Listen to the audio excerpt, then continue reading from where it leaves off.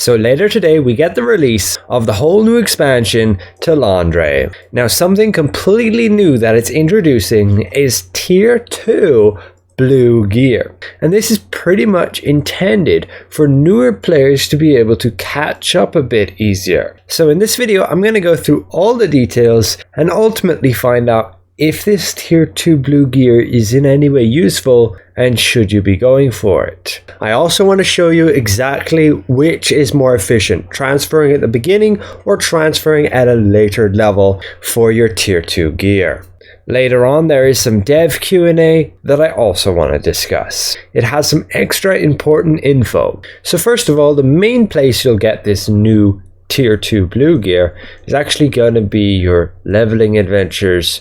They've basically gone and replaced all the normal blue gear you'd get there and even the purple gear you would get. Because yes, this Tier 2 blue gear is a step above our standard Tier 1 purple gear, just by a slight margin though. And if you've already fully leveled up, the next main source is actually through the lithograph book. You'll be able to get quite a few items here simply by trading in Tier 1 blue items. But ultimately these are my full notes and I miss one thing, transferring to a Tier 2 purple item. But I have to first get this to max level. So yes, again, as per my notes, the max level is indeed just level 9 for this Tier 2 blue. As I showed, you can indeed transfer it to Tier 2 purple, but you cannot transfer purple into it. And you cannot transfer it into Tier 1 purple either.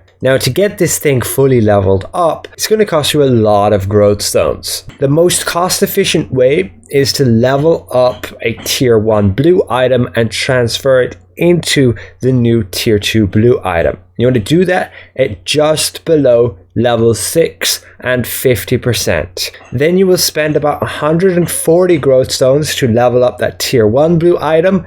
Then you transfer it either straight away and you will get the Tier 2 blue item up to level 7 and 10%. And then you can get the remaining 2 levels and that will cost you about 134 growth stones with a total of then 276 on average. You can reduce that by like 2 growth stones if you transfer later, if you transfer just before level 6.5. So I will personally do that transfer right here, over 700,000 solent. And again, this is a maxed out Tier 1 blue feeding into the Tier 2 blue. We'll click transfer and there you go. We now have a max level 9 Tier 2 blue item.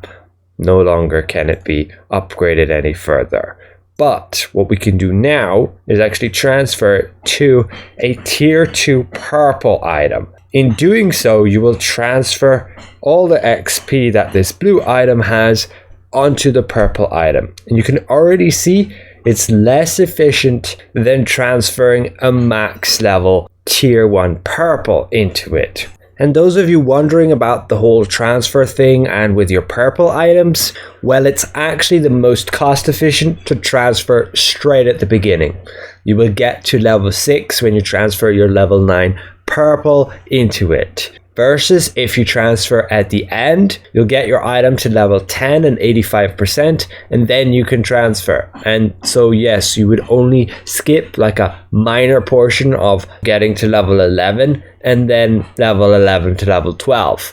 And it would cost you 427 on average versus 422. And if you were to transfer somewhere in the middle, you'd go from say level 7.33 to level 9. It can be potentially slightly more efficient, like 421.9 versus 422. That's like nothing. So it's just way more efficient to just transfer straight at the start. And then you can slowly level it up. But jumping back to Tier 2 blue gear, just in terms of like traiting and gaining blessings, ultimately you can only upgrade the traits on your Tier 2 blue items with other blue items. And you can see it's a 50% upgrade chance with a Tier 1 blue item. It will be 100% with a Tier 2 blue item. Now you will gain blessings, and it's a little bit different to how purple is. If we max traded this thing out and then went to transfer to a tier 2 item, you will gain 180 blessings per extra trait. So there's 8 total maximum extra traits. So that's 1,440 blessing points.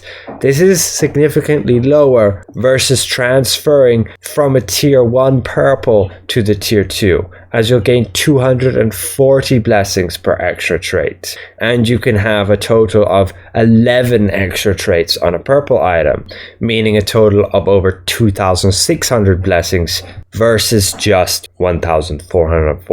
And then if you want to say gain blessings when transferring like this, it will ultimately just be 120 per extra trait. So again, plus 960. It's exactly the same as going from tier 1 blue to tier 1 purple. You cannot use trait unlock stones on these, and there's a 50% chance to upgrade traits with blues, as we showed. And if you fail, you get 40 blessings, and a 2% chance to upgrade tier 2 purple traits, giving 60 blessings on a fail. So that's in between, like blues give you 40, purples would give you 80, and tier 2 blues would give you 60 when feeding them into tier 2 purple. So the last thing to double check is how many levels you actually gain when transferring level tier 2 blue at max level 9 to a level 0 tier 2 purple. For this, I have to craft me a new tier 2 weapon, and now I can show the exact transfer rate.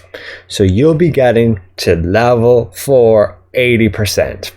That's quite a bit worse than just level 6 with a level 9 weapon. So my ultimate conclusion with regards to these tier 2 blue items is they're just a total waste for anybody who's played the game. They're worse than tier 1 purple items, and yeah, you just won't need them. They'll be somewhat useful for a new player via the codex. So instead of getting tier 1 blues, they get tier 2 blues, which are a little bit better. They do give pretty much the same amount of stats as a tier 1 purple, but are far cheaper to upgrade, but honestly harder to trait, because getting those tier 2 blues is not easy. Like, they haven't really added them to a lot of loot tables yet, so I don't really see them being that big of a benefit.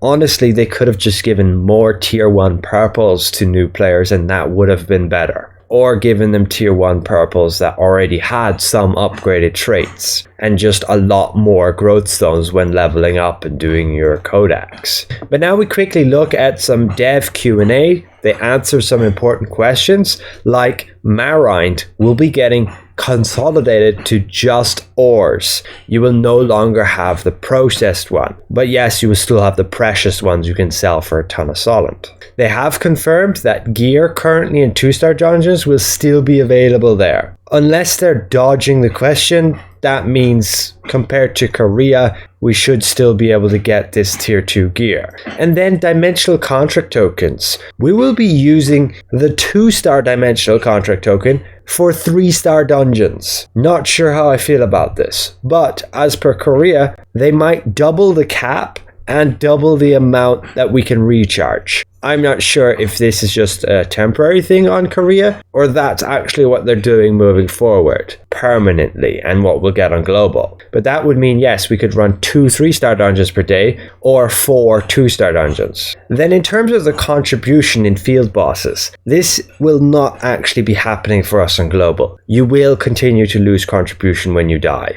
Abyssal aggregate, there will be no other areas for that other than purification stones, with all those chests being gone now. And yes, the ornate coin shop will be getting updated with a lot of new items. We'll have to log in to find out later. But that's it for now. Thanks all for watching, and we'll see you guys around. Goodbye for now.